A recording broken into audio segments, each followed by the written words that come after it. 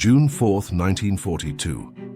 At exactly 10:20 in the morning, the United States Navy stood on the edge of total annihilation. In the vast, uncaring emptiness of the Pacific Ocean, 4 Japanese aircraft carriers, the most powerful naval force on Earth, were minutes away from launching a devastating strike that could have erased America's last remaining fleet from existence. If they succeeded, the war in the Pacific would have been effectively over. Pearl Harbor would have been only the beginning of a much darker outcome for the world. The balance of power in World War II was not just shifting. It was about to be shattered beyond recovery.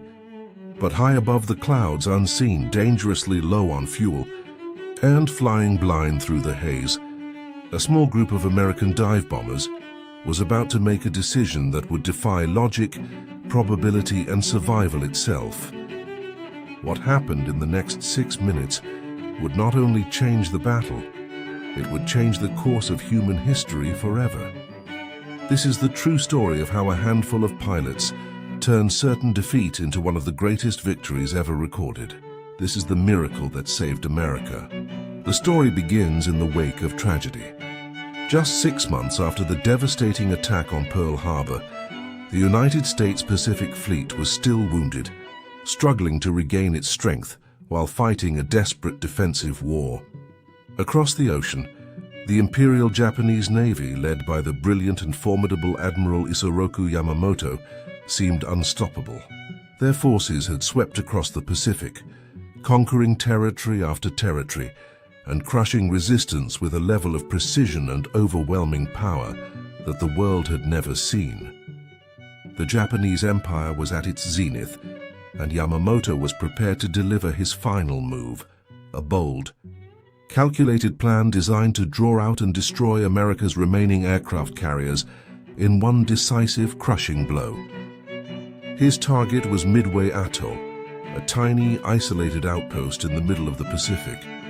Yamamoto believed that by attacking Midway, the Americans would be forced into a battle they simply could not win.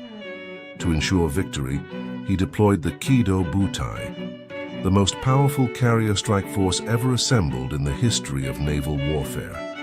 4 massive fleet carriers, the Akagi, Kaga, Soryu and Hiryu, carrying hundreds of experienced pilots who had never known defeat and a reputation built on absolute dominance. But despite their perceived invincibility, the Japanese made one critical mistake. They believed they were invisible. What they didn't know was that deep inside a basement in Hawaii, American codebreakers had already uncovered their most guarded secrets. Inside a cramped, dim and smoke-filled office known as Station Hypo, Commander Joseph Rochefort and his team worked tirelessly, day and night, intercepting and decoding encrypted Japanese messages. They identified repeated, mysterious references to a target labeled only as AF. Rochefort suspected it was Midway, but in the high-stakes world of war, suspicion wasn't enough. He needed absolute proof to convince Washington. In a move of tactical genius that would change history, the Americans sent a fake message from Midway, unencrypted, reporting a failure in their water distillation plant. Days later, Japanese communications confirmed the bait. AF is short on water. The trap had been set. Admiral Chester Nimitz now knew exactly where and when the Japanese would strike. With limited resources and everything on the line, Nimitz made a bold and incredibly risky decision. He deployed his 3 carriers, the Enterprise, the Hornet, and the heavily damaged but operational Yorktown, to a point in the Pacific known only as Point Luck. The hunters were about to become the hunted. On the morning of June 4th, the Pacific Ocean appeared calm, an endless blue mirror hiding the storm of steel that was about to unfold. Japanese aircraft launched their first waves toward Midway, confident that no American carriers were within 1,000 miles. But as their planes began returning to refuel and rearm for a second strike, a sudden and alarming report reached Admiral Nagumo. An American carrier had been spotted on the horizon. What followed on the Japanese flight decks was a moment of hesitation and panic that would prove catastrophic. Nagumo faced a nightmare choice: launch his planes with land bombs or wait to re-equip them with torpedoes to sink the American ships. Orders were given, then frantically reversed. Bombs were swapped for torpedoes, then swapped back again in a frenzy of activity. On the decks of the Akagi, Kaga, Soryu and Hiryu, total chaos took hold. High-octane fuel lines ran across the wooden decks. Aircraft were being hastily prepared, and massive explosives were stacked dangerously close together in the hangars. The pride of the Imperial Navy had effectively become 4 giant floating bombs, waiting for a single spark. At that same moment, American torpedo squadrons arrived first. Flying outdated, slow and incredibly vulnerable TBD Devastator aircraft, they were easy targets for the elite Japanese Zero fighters circling above. One by one, the American torpedo planes were ripped apart by machine gun fire and sent spiraling into the ocean. Of the 41 planes that attacked, only a handful of pilots survived the massacre. It appeared to be another devastating and tragic loss for the United States. But their sacrifice had a hidden, vital purpose. By attacking at low altitude, they had drawn all the Japanese fighters down to the sea level, leaving the skies above the carriers completely exposed and unguarded. The Japanese were so focused on the slaughter at the surface that they never looked up. Then at 10:20 a.m., everything changed in a heartbeat. High above the smoke of the battlefield, 2 squadrons of American SPD Dauntless dive bombers, led by Wade McCluskey and Dick Best, finally located the Japanese fleet after nearly running out of fuel. Looking down through a sudden break in the clouds, they saw them, 4 carriers perfectly positioned, completely vulnerable, and with their decks crowded with fueled and armed planes. There was no time for hesitation, no time for fear. McCluskey made the call. The attack began. The Dauntless aircraft tilted forward into a steep, terrifying, near-vertical dive. The sound of their right Cyclone engines roared through the sky as they accelerated toward the Earth at over 300 miles per hour.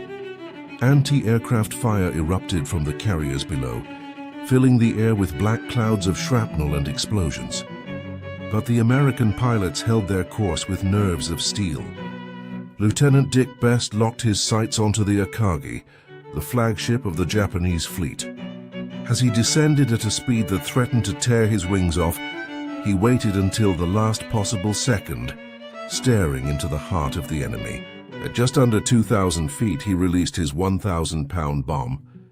The projectile struck the wooden deck and pierced straight through into the hangar below, where fueled aircraft and piles of munitions were waiting. The resulting explosion ignited everything in a chain reaction of fire and steel. Within seconds, the Akagi was engulfed in an inferno that no damage control could stop. At the exact same time, bombs from McCluskey's squadron struck the Kaga and the Soryu. The results were catastrophic. Fire spread instantly, triggering massive secondary explosions that blew the sides out of the ships. The carriers, once symbols of absolute Japanese dominance, were transformed into burning, sinking wrecks. In just 6 minutes, from 10:22 to 10:28, 3 of the most powerful warships in the world were destroyed. The balance of power in the Pacific had shifted in a single instant of American courage. The 4th carrier, the Hiryu, managed to launch a desperate counterattack that damaged the USS Yorktown, but it was a dying gasp from a broken empire. Later that same day, American dive bombers returned to finish the job, sending the Hiryu to the bottom of the ocean. The Japanese fleet had been shattered. Admiral Yamamoto's plan had not just failed, it had become the greatest disaster in Japanese naval history. The Battle of Midway became the turning point of World War II in the Pacific. Japan lost 4 fleet carriers, over 250 aircraft, and its most experienced pilots, losses that the Empire could never replace. What had begun as a mission to eliminate the American fleet ended in one of the greatest military upsets in human history. The men who flew those dive bombers did not see themselves as legends or heroes. They were simply Americans doing their duty for their brothers and their country. But in those 6 minutes, they changed the fate of a nation and the future of the free world. They proved that intelligence, courage, and perfect timing could overcome even the most overwhelming odds. Today, the story of Midway stands as a permanent reminder of what can happen when everything is on the line and the American spirit is put to the test. It was not just a victory. It was a testament to valor. It was the miracle that saved America. If you believe that the courage of these pilots should never be forgotten, subscribe to the Sentinel Archive. We tell the stories of those who stood when the world was falling. I am your narrator, and we will see you in the next mission. Over and out.